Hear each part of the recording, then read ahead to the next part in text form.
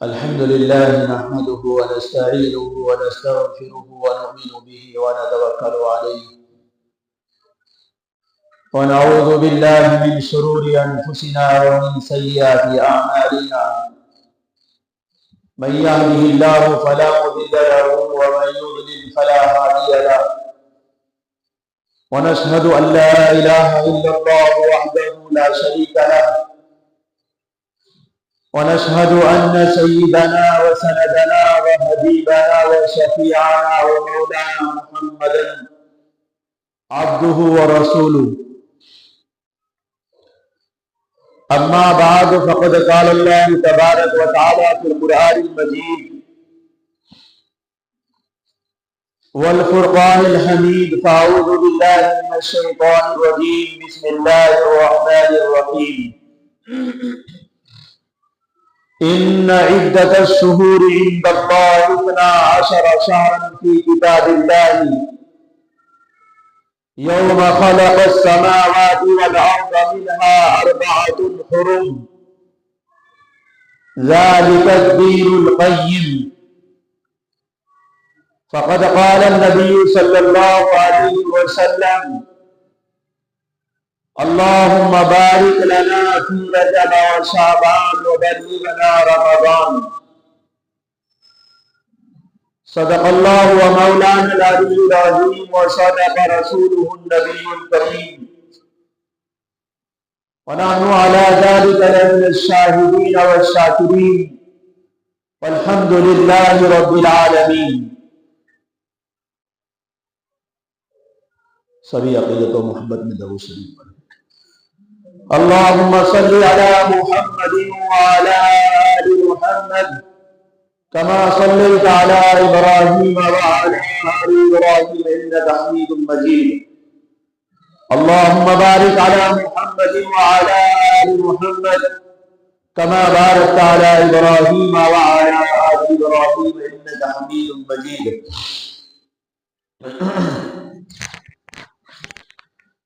برادران عزیز، محترم بزرگوں، دوستوں، نوجوان ساتھیوں، اللہ کا بڑا بے انتہا فضل و کرم کہ اس رب نے دین کی بات کو سننے اور سنانے کا موقع عنایت فرمایا. یہ اللہ کا ہمارے اوپر فضل ہے، اس کا کرم ہے. حضرات گرامی، یہ رجب المرجب کا مہینہ چل رہا ہے. رجب المرجب کی آج 19 تاریخ ہو چکی ہے. رمضان المبارک کا مہینہ بھی بڑا نزدیک ہے. اللہ سے دعا ہے کہ اللہ تبارک و تعالیٰ ہم سب کو عطا فرمائے. میں نے کلام پاک کی سورہ توبہ کی ایک آیت کا کچھ حصہ تلاوت کیا ہے، جس میں اللہ رب العزت یہ فرماتے ہیں ان عدت الشہور عند اللہ 12 شہرا فی کتاب اللہ یوم خلق السماوات والارض منہا 4 حرم، کہ اللہ رب العزت کے یہاں سال کے 12 مہینے متعین ہیں. اللہ رب العزت نے ایک سال کو 12 مہینوں پر تقسیم کر دیا، اور یہ اللہ رب العزت نے اس وقت تقسیم کر دیا جس وقت کے اللہ نے زمین اور آسمان کو بنایا تھا. اسی وقت 12 مہینے بن گئے.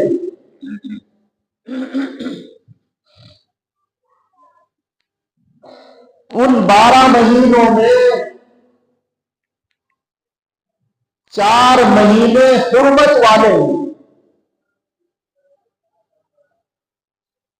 اور ان حرمت والے مہینوں میں سے ایک مہینہ رجب المرجب کا بھی حرمت والا مہینہ ہے.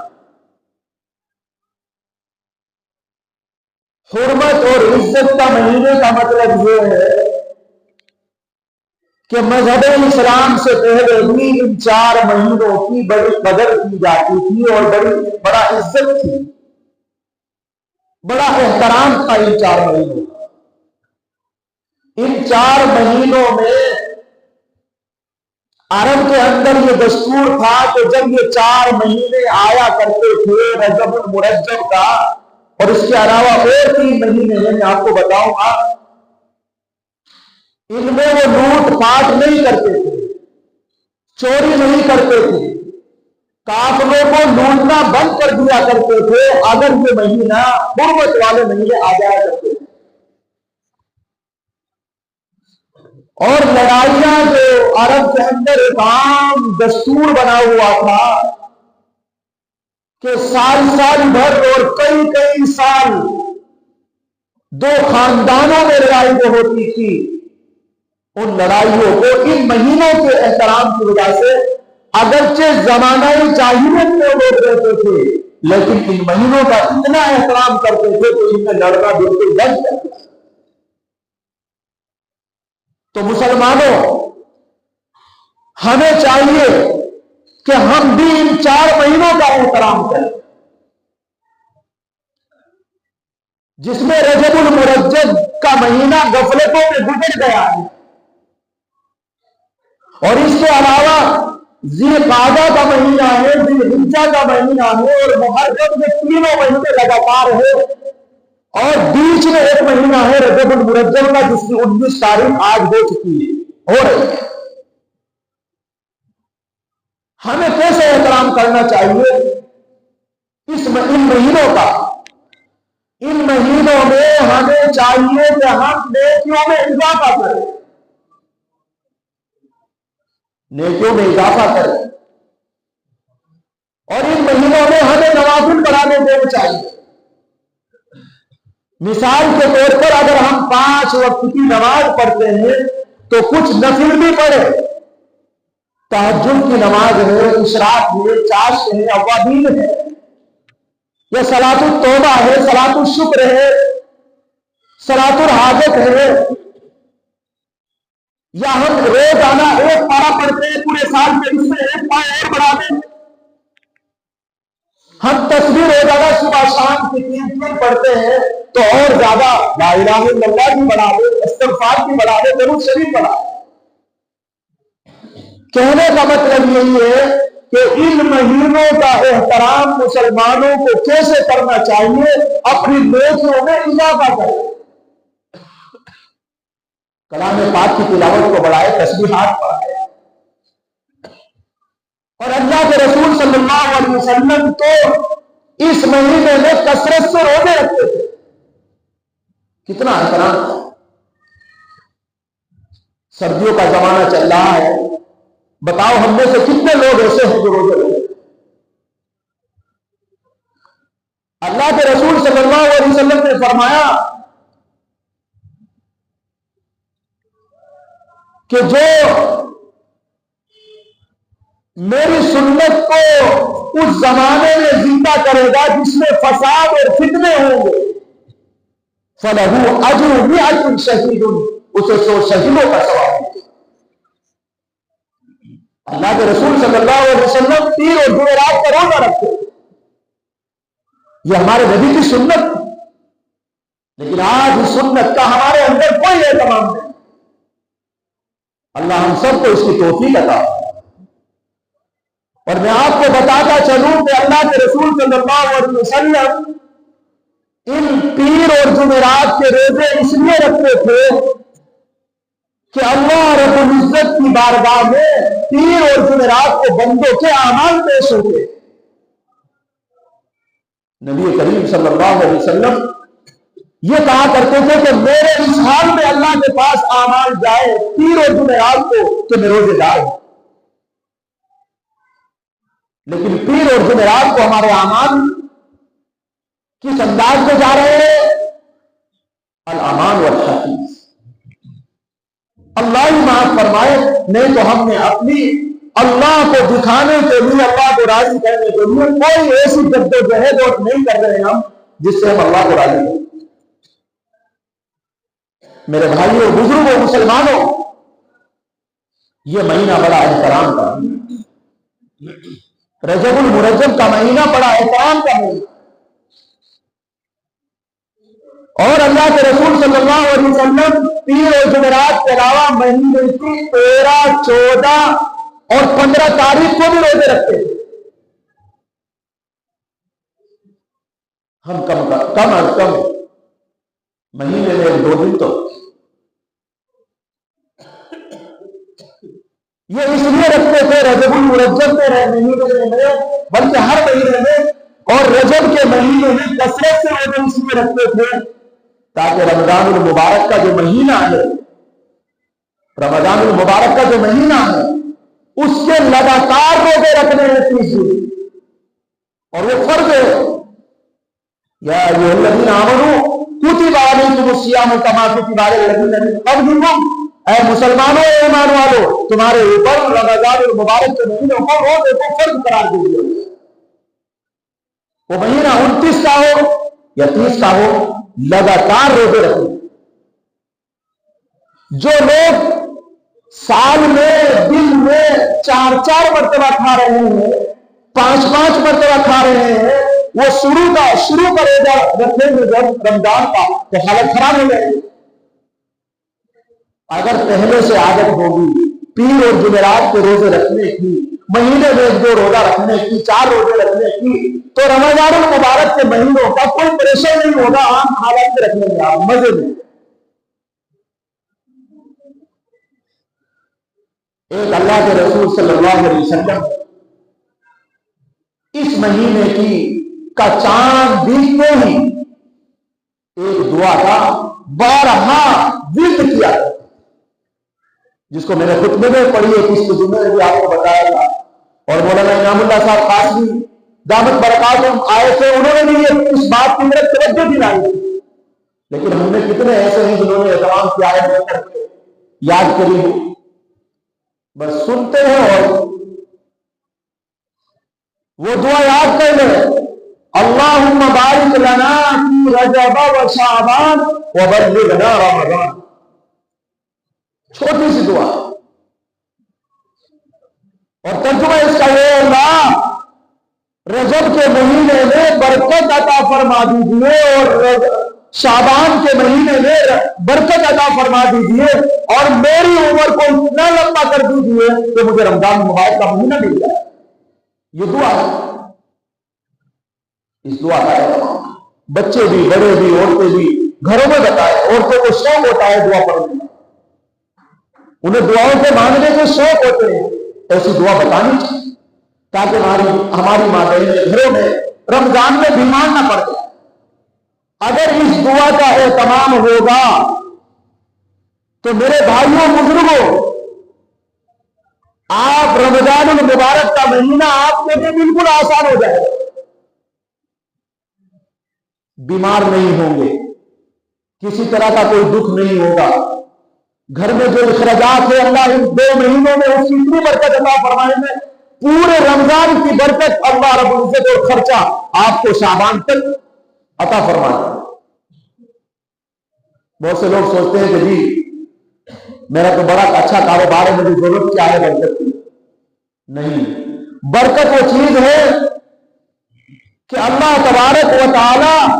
بہت ساری چیزوں کے ہوتے ہوئے رمضان سے محروم کر دے اگر برکت نہ ہو۔